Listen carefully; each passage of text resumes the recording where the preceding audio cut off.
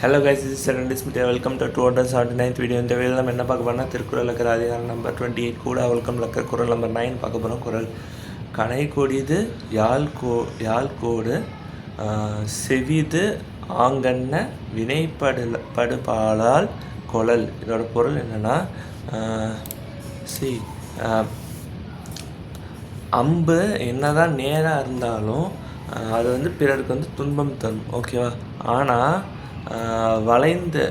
வளைந்திருக்கும் எதுனா யாழுங்கிறது என்னென்னா தமிழர்களோட பழமையான இசைக்கருவி, ஓகேவா. நீங்கள் யாழ் இன்ஸ்ட்ருமெண்ட் அப்படின்னு கூகுளில் சர்ச் பண்ணிங்கன்னா தெரியும், ஓகேவா. கமெண்ட்டில் நீங்கள் சர்ச் பண்ணி என்ன தெரிஞ்சுட்டீங்கன்னு கமெண்ட் பண்ணுங்கள், ஓகேவா.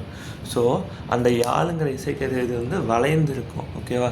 பட் ஆனால் அதில் வந்து ரொம்ப ஸ்வீட்டான இசை வந்து வரும், ஓகேவா. அது வந்து கேட்கவே ரொம்ப குளிர்ச்சியாக இருக்கும். ஸோ அது போலவே ஒருவரோட புறத்தோற்றம்னா வெளி தோற்றத்தை வச்சு